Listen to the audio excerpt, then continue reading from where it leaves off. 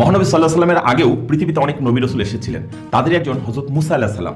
মুসা আলাইহিস সালামের সাথে আল্লাহ সুবহানাহু ওয়া তাআলার সরাসরি যোগাযোগ ছিল।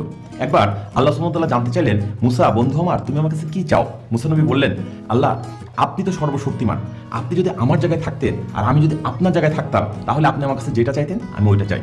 এই প্রশ্নের উত্তরে আল্লাহ সুবহানাহু ওয়া তাআলা বলেছিলেন, আমি তো সর্বশক্তিমান, মানুষের কাছে আমি আবার কি চাইবো? তবে যে কোনো মানুষের তার স্রষ্টার কাছে যদি কিছু চাওয়ার থাকে, সেটা যেন হয় শারীরিক সুস্থতা।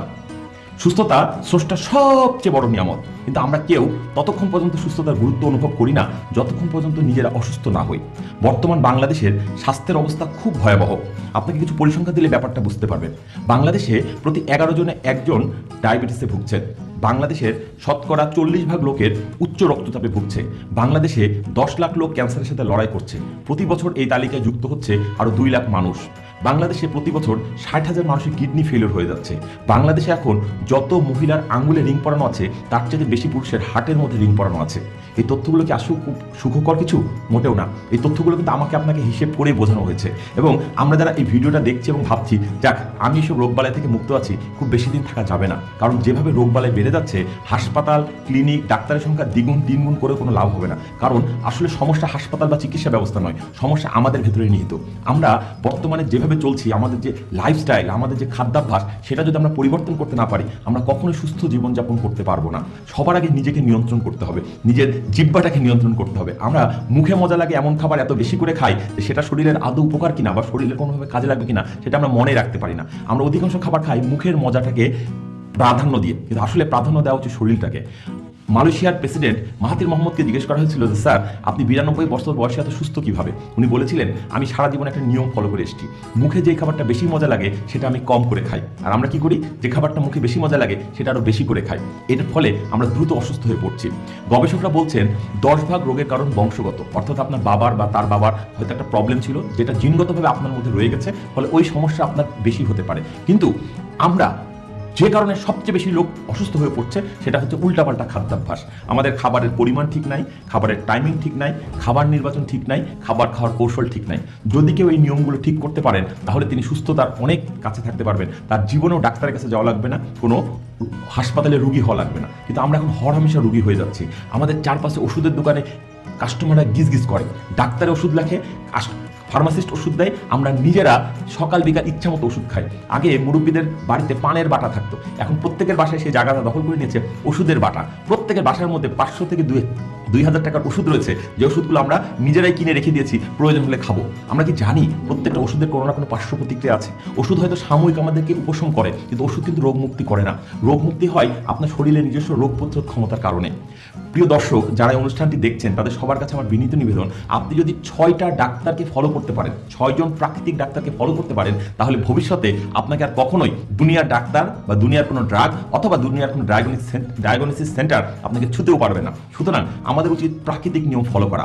সৃষ্টির শুরুতে আদম আলাইহিস সালাম 1000 বছর বেঁচে ছিলেন, তার কোনোদিন রোগবালাই ধরে নাই। নূহ নবী 600 বছর বেঁচে ছিলেন, তাকে কখনো রোগবালাই আক্রান্ত হয়নি। আর আমরা 30, 40, 50-এর পরে রোগাক্রান্ত হয়ে যাচ্ছি কেন? আপনি একটু চিন্তা করেন তো, 2টা গাড়ি কিনলেন একই দিনে একই মডেলের, তারপর একটা গাড়ি তেলে চালালেন, আরেকটা গাড়িকে খরচ বাঁচানোর জন্য সিএনজি করে নিলেন। 5 বছর চলার পর যদি আপনি কোনো অ্যাকাউন্টেন্টকে বা হিসাববিদকে দেন এই 2টা গাড়ির বুক ভ্যালু বের করার জন্য, তারা ডেপ্রিসিয়েশন করে বলবে যেহেতু 2টা গাড়ি একই সময় কেনা, একই মডেলের, একই সমপরিমাণ সময় অতিবাহিত হয়েছে, তাতে 2টা গাড়ির বুক ভ্যালু সেম। কিন্তু আপনি চিন্তা করে বলেন তো, আসলে কি 2টা গাড়ির বুক ভ্যালু সেম না? কেন? কারণ একটা গাড়ি তেলে চলার কথা তেলেই চলেছে, আরেকটা গাড়ি তেলে চলার কথা কিন্তু সিএনজিতে চালিয়েছেন। ফলে আপনার খরচ হয়তো বেঁচেছে, কিন্তু এই যে তেলের গাড়ি সিএনজিতে কনভার্ট করলেন, এর ফলে গাড়ির ভেতরটা ঝাঁঝরা হয়ে গেছে। একইভাবে মানবদেহ যে খাবার দিয়ে চলার কথা, যে খাবার দিয়ে মানুষের বেঁচে থাকার কথা, সেই খাবার থেকে আপনি যত বিচ্যুত হবেন, যত আপনি উল্টাপাল্টা খাবার খাবেন, তত আপনার ভেতরটা ঝাঁঝরা হয়ে যাবে। প্রাকৃতিক খাবার সৃষ্টির শুরুতে আগুন পর্যন্ত ছিল না, তাহলে মানুষ কি খেয়ে বাঁচত?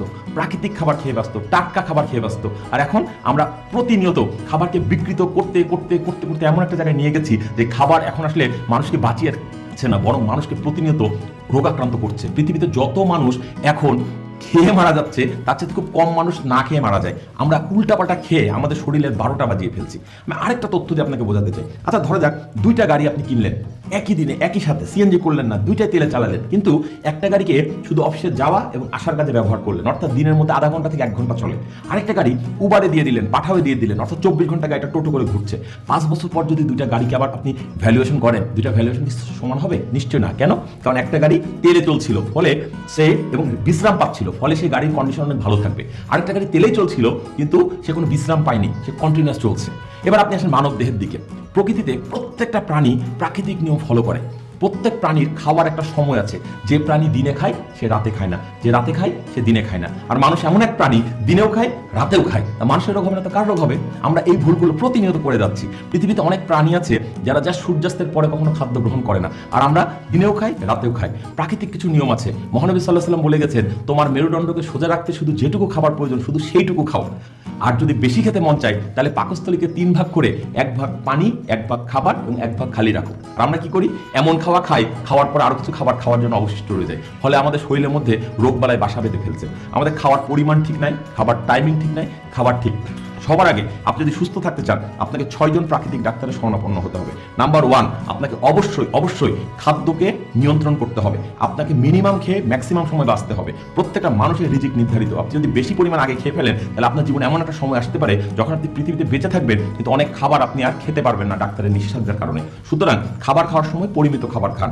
সকালে খান রাজার মতো, দুপুরে খান প্রজার মতো, রাতে খান ভিখারির মতো। আর আমরা কি করি? উল্টাটা করি। সকালে খাই না, দুপুরে বাইরে ভাজা পোড়া যা পাই উল্টাপাল্টা খাই, এবং রাতে বাসায় এসে পেট ভরে খেয়ে ঘুম মারি। ফলে আমার শরীরে যে ক্যালোরিটা জমা হচ্ছে সেটার খরচ হচ্ছে না, বার্ন হচ্ছে না। ফলে আমরা দিনে দিনে স্থূলকায় হয়ে যাচ্ছি। মানুষের দেহ যত স্থূলকার হবে, সে তত বেশি রোগ জীবাণুর আধার হিসেবে পরিগণিত হবে। সুতরাং খাবারের ব্যাপারে আমাকে সতর্ক থাকতে হবে। দ্বিতীয় সুস্থতার নিয়ম হচ্ছে আপনাকে পানি পানে সতর্ক হতে হবে। আপনি কি জানেন মানব দেহের 72 ভাগই পানি?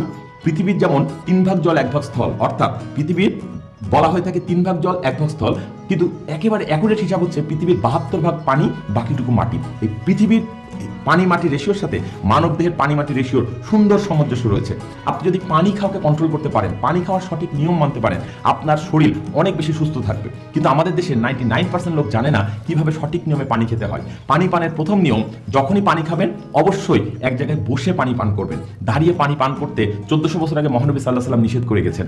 এখনো অনেক ডাক্তাররা ওই একই কথা বলছেন। তারা বলছেন যদি কেউ দাঁড়িয়ে পানি পান করে তাহলে সেই পানিটা প্রথমে পাকস্থলীকে হিট করে, তারপর কিডনির দিকে চলে যায় এবং কিডনি কেঁপে ওঠে। আপনার শরীরে কিডনি যতবার কেঁপে উঠবে ততবার আপনার প্রত্যেকটা হাড়ের জয়েন্ট একটু হলেও কম্পন অনুভূত হবে। অনেকে বলতে পারেন আমি 20 বছর 30 বছর 40 বছর দাঁড়িয়ে পানি খাই, কই কোনো কিছু তো ফিল করছি না। করছেন না কারণ আপনি যৌবনকালে আছেন।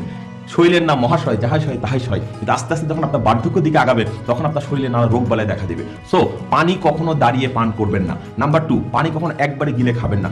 প্রত্যেক ঢোক পানি খাওয়ার পর একটুখানি বিরতি দেবেন এবং পানিটা মুখে নেওয়ার পর হালকা করে কুলি করে নেবেন। অর্থাৎ পানির সাথে যত বেশি লালা মেশাতে পারবেন ওই পানিটা আপনার শরীরের জন্য তত বেশি উপকারী হবে।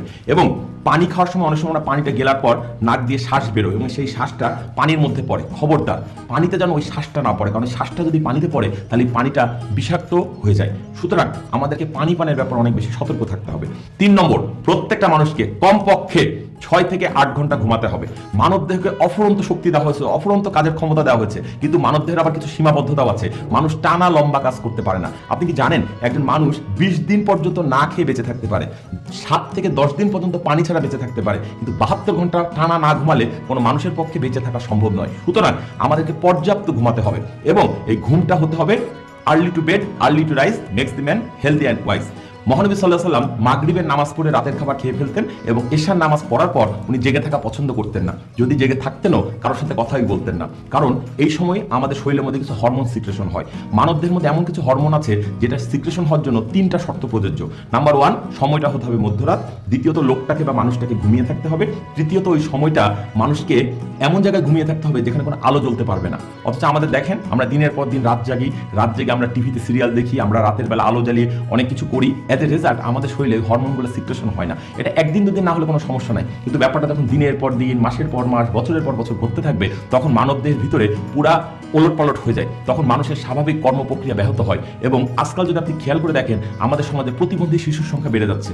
বলা হয় বাংলাদেশে এখন প্রতি 1023টি বাচ্চা হচ্ছে প্রতিবন্ধী। কেন এই অসামঞ্জস্য জানেন? কারণ ওই যে মা বাবা, যারা এখন মা বাবা হচ্ছেন তারা রাতের পর রাত জেগেছেন, ফলে তাদের বডির স্ট্রাকচার চেঞ্জ হয়ে গেছে, তাদের স্বাভাবিকত্ব নষ্ট হয়ে গেছে। এজ এ রেজাল্ট তাদের মিলনে যে সন্তান প্রডিউস হচ্ছে সেই সন্তান সুস্থ সন্তান হিসেবে পৃথিবীতে আসতে পারছে না। শুধুমাত্র মা বাবার ভুলে, তাদের জীবনচর্চার ভুলে আমরা অনেক অসংখ্য প্রতিবন্ধী বাচ্চা জন্ম দিচ্ছি, যেটা আসলে দেশ এবং সমাজের জন্য কোনো কাজেই লাগছে না, বরং বোঝা হিসেবে আমাদের আরো জটিলতাকে দীর্ঘায়িত করছে। সুতরাং প্রত্যেকের উচিত অন্তত 6 থেকে 8 ঘন্টা ঘুমানো, এবং চেষ্টা করবেন মাঝরাতের আগে যতটা ঘুমানো যায়। একটা কথা আছে এরকম, মাঝরাতের আগের 2 ঘন্টার ঘুম পরে 4 ঘন্টা ঘুমের চাইতে বেশি উত্তম। চতুর্থ যে নিয়ম আপনাকে ফলো করতে হবে সেটা হচ্ছে আপনাকে অবশ্যই সকালবেলা ঘুম থেকে উঠতে হবে। একটা কথা আছে এরকম, ভোরের হাওয়া হাজার রোগের দাওয়া। অর্থাৎ আপনি যদি ভোরবেলা উঠতে পারেন এবং একটুখানি হাঁটাহাঁটি করেন, অ্যাটলিস্ট আপনার বাড়ির বারান্দায় গিয়ে দাঁড়ান, তাহলে আপনার মধ্যে যে ফ্রেশ বাতাসটা ঢুকবে এটা আপনাকে সারাদিন প্রাণবন্ত রাখবে। একটা গবেষকরা বের করেছেন সারাদিনের বাতাসে মোটামুটি 20 থেকে 21 অক্সিজেন থাকে, কিন্তু সকালবেলার বাতাসে 30% পর্যন্ত অক্সিজেন থাকে। কেন? কারণ সারা রাত সূর্যের আলো পড়ে না, অন্ধকার থাকে, ঠান্ডা থাকে, অক্সিজেনের স্তর পৃথিবীর দিকে নেমে আসে। সারাদিনে যখন আবার সূর্য কিরণ পড়ে অক্সিজেনের স্তর উপরে উঠে যায়। সুতরাং সকালের বাতাসে যে পরিমাণ অক্সিজেন থাকে সেটা আর কখনোই থাকে না। আপনি যদি নিজের ভেতরটাকে প্রাণবন্ত রাখতে চান, ভেতরে পর্যাপ্ত অক্সিজেন ঢোকাতে চান, তাহলে আপনাকে অবশ্যই সকালবেলা ঘুম থেকে উঠতে হবে। ওঠার পরে আপনার প্রথম কাজ হচ্ছে লম্বা করে শ্বাস নেওয়া।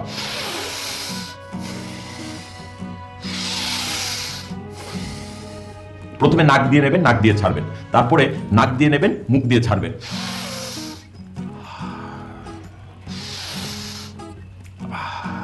তারপরে এক নাক দিয়ে নেবেন, আরেক নাক দিয়ে ছাড়বেন।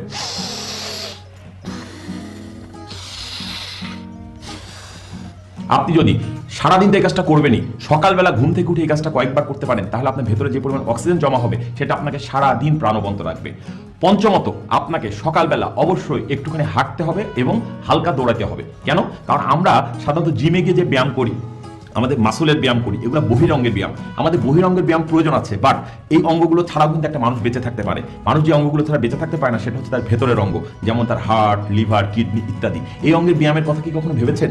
আপনি জেনে অবাক হবেন, আপনার ভেতরে যে অঙ্গগুলো আছে তার প্রত্যেকটার সাথে হাত এবং পায়ের তালুর মধ্যে কানেকশন আছে। যদি আপনি প্রতিদিন একটুখানি হাততালি দেন, তাহলে অন্যকে উৎসাহিত করা হয় না, নিজের শরীরের ভেতরে ব্যায়াম হয়। এবং আপনি যদি প্রত্যেক দিন একটুখানি হাঁটা চলা করেন, একটুখানি আধা ঘন্টা নিয়ম করে হাঁটেন, একটুখানি দৌড়ান, তাহলে আপনার পায়ের তলায় তালুতে চাপ লাগে, এবং যত চাপ লাগে তত আপনার ভেতরের অঙ্গ প্রত্যঙ্গের ব্যায়াম হয়ে যায়, তারা আরো সক্রিয় হয়, তারা আপনাকে আরো সুস্থ রাখার জন্য কাজ করতে পারে। সো প্রত্যেকদিন সকালবেলা ঘুম থেকে উঠে আপনাকে লম্বা করে শ্বাস নিতে হবে, তারপরে কিছুক্ষণ হাঁটতে এবং দৌড়াতে হবে। সবশেষে আমি যে কথাটা বলে আজকের আলোচনা শেষ করব সেটা হচ্ছে অবশ্যই সকালবেলা আপনাকে একটুখানি সূর্যের আলো গায়ে লাগাতে হবে। কেন? কারণ প্রকৃতিতে কিছু ইশারা আছে, যেমন প্রকৃতির কিছু খাবার আছে, সেই খাবারগুলো বিশেষ মৌসুমে ফলে। এটা প্রকৃতির একটা নিয়ম, যে মৌসুমে যেই ফল পাওয়া যায় সেই মৌসুমে মানুষের শরীরে যে রোগবালাই হতে পারে ওই সময়কার ফলমূল শাকসবজির মধ্যে তার প্রতিষেধক ও প্রতিরোধক দেওয়া আছে। সুতরাং কেউ যদি ওই শাকসবজি ফলমূল মৌসুমে খায়, তাহলে ওই সময় তার যে রোগবালাই হওয়ার কথা সেটা হবে না। প্রাকৃতিক আরেকটা নিয়ম আছে, পৃথিবীতে প্রত্যেকটা ফল বা গাছ লতাপাতা শরীরের কোনো না কোনো অঙ্গের সাথে মিলে যায়। যেমন আমাদের দুইটা কিডনিকে পাশাপাশি রাখলে যে আকারটা আসে এটা দেখতে অনেকটা আমের মতো, অথবা আপেলকে কাটলে ওইভাবে দেখা যায়। সো কেউ যদি তার কিডনিতে সমস্যা থাকে, সে যদি আপেল খায় বা আম খায়, তাহলে তার কিডনি সমস্যা আস্তে আস্তে কমে যাবে। এইভাবে প্রকৃতি প্রত্যেকটা খাবারের সাথে শরীরের কোনো না কোনো অঙ্গের একটা মিল রেখেছে। কেউ যদি এই খাবারের আকৃতি শরীরের অঙ্গের সাথে মিলিয়ে খেতে পারে, তাহলে তার শরীরে ওই রোগবালাই কখনোই বাসা বাঁধবে না, ওই অঙ্গটা নিরাপদ থাকবে। সবশেষ কথা হচ্ছে, প্রত্যেকটা খাবারের ভিন্ন ভিন্ন রং আছে।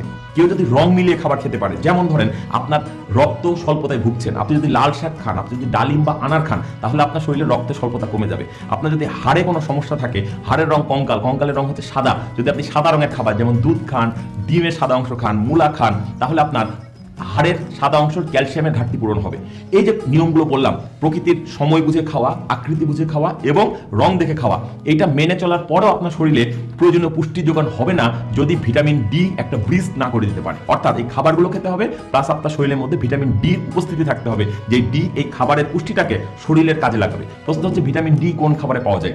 এটা এমন একটা খাদ্য যেটা কোনো খাবারে পাওয়া যায় না, কেবলমাত্র সূর্যের আলোর মধ্যেই পাওয়া যায়। সুতরাং কেউ যদি সকালবেলা ঘুম থেকে উঠে একটুখানি শ্বাস প্রশ্বাসের ব্যায়াম করে, একটুখানি হাঁটাহাঁটি এবং দৌড়াদৌড়ি করে এবং নিজের গায়ে একটু সূর্যের আলো লাগায়, তাহলে তার শরীরের ভেতরের অনেকগুলো পারপাস সার্ভ হয়ে যায়। সব মিলিয়ে বলতে গেলে 6টা নিয়ম যদি কেউ মান্য করে, প্রাকৃতিক নিয়মে খাদ্য গ্রহণ, প্রাকৃতিক নিয়মে প্রাণী গ্রহণ, প্রাকৃতিক নিয়মে ঘুমানো এবং সকালে ঘুম থেকে উঠে বাতাস গ্রহণ, পর্যাপ্ত বাতাস গ্রহণ, তারপর আপনার দৌড়ানো, হাঁটানো, এবং আপনি যদি সূর্যের আলো লাগান, তাহলে পৃথিবীর কোনো ডাক্তার বা ওষুধের শরণাপন্ন আপনাকে হতে হবে না। প্রাকৃতিক 6টা ডাক্তার আপনাকে অনেক বেশি সুস্থ রাখবে।